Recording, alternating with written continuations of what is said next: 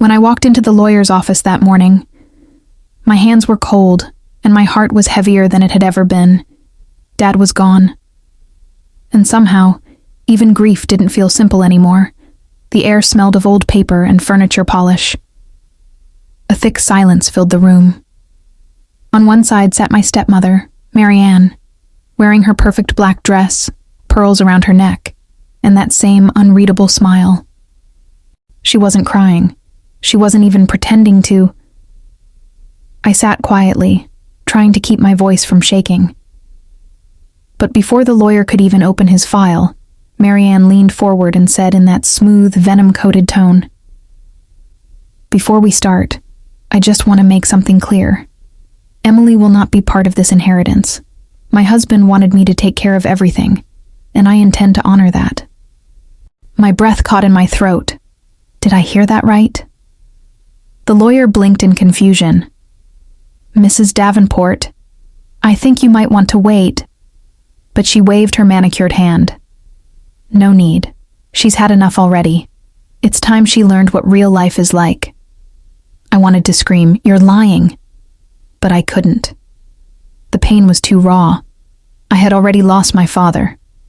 Now she was taking everything else. The lawyer sighed and opened a sealed envelope with my father's handwriting. His fingers trembled slightly. And then he began to read. "To my daughter, Emily. If you're hearing this, it means I've gone. I know things between you and Marianne were never easy. But life has its own way of revealing truth. I've left something for both of you. She will receive control of the company, but only temporarily. You, my daughter, will find your share where love was last real between us." The lawyer handed me a small bronze key with one word engraved on it. Home. I knew instantly what that meant. Dad's old workshop, the place he built everything with his hands, and where he taught me to believe that love was stronger than money. Marianne glared at me, her face twisted. "This is ridiculous. He wouldn't hide anything from me." But deep down, I could see fear flickering in her eyes. That night, I drove through the rain to Dad's old workshop behind our first home. The place was dusty, untouched for years, but every tool still hung where he left it. His presence lingered in every shadow. I turned the key. The small drawer creaked open, revealing a wooden box wrapped in a faded blue cloth, his favorite color. Inside it, I found photos of us building model airplanes, a letter, and a small flash drive labeled, "For my daughter." My hands trembled as I unfolded the letter. "Emily, if you're reading this, I need you to be strong. I know Marianne's ambition has no limit. I wanted to protect you, not just with money, but with truth. The flash drive will explain everything. Remember, love leaves deeper roots than greed can ever cut." Tears rolled down my face before I even plugged in the drive. When the video started, Dad's voice filled the room, soft, warm, achingly familiar. "My sweet girl, if Marianne tries to take what's yours, this will remind her of what I truly wanted. Everything I built, the company, the house, the trust, was meant to secure your future. Marianne has enough of her own. I made sure of it." My breath caught. He knew. He had known everything. I clutched the letter to my chest and cried until the screen went black. That night, I didn't sleep, but for the first time since his death, I felt him with me, protecting me, even from beyond the grave. The next morning, I walked into the lawyer's office with the flash drive. Marianne was already there, polished, proud, pretending nothing was wrong. She smirked. "More games, Emily? Just accept that he left you nothing." The lawyer nodded at me, and I handed him the flash drive silently. When he pressed play, my father's recorded face appeared on the screen. Marianne froze.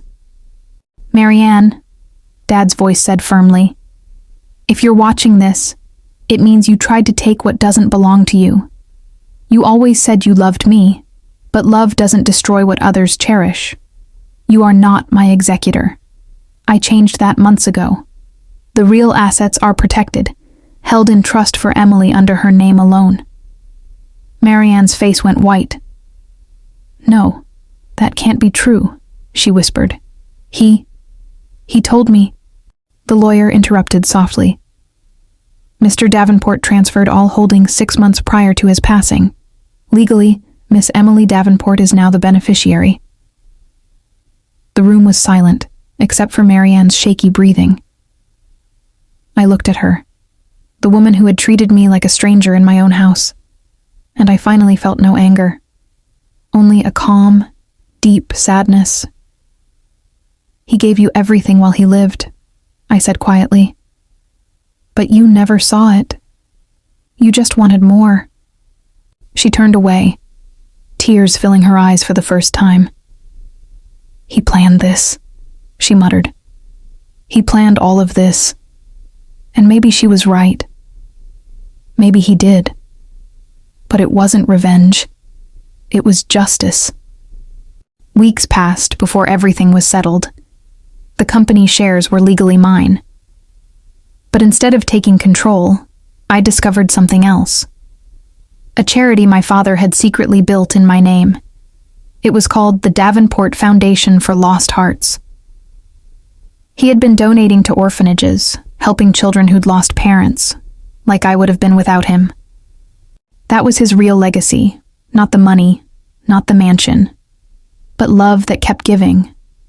As for Marianne, the house she thought was hers turned out to be under conditional trust. She could live there only until she remarried or moved out, after which it would revert to me.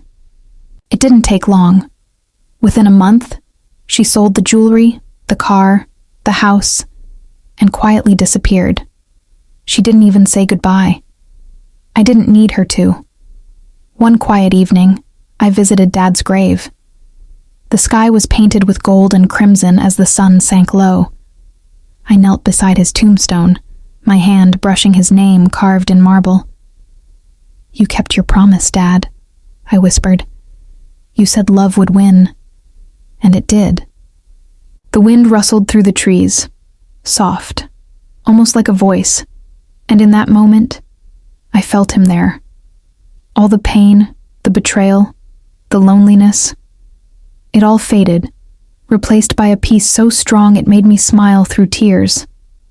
Dad had not only protected me, he had taught me that true revenge isn't about hurting those who wronged you. It's about living with kindness, love, and truth, and watching their lies crumble on their own. So if you've ever been betrayed, remember this. You don't need to fight fire with fire. Sometimes love itself becomes the sweetest revenge, because greed dies. But love never does.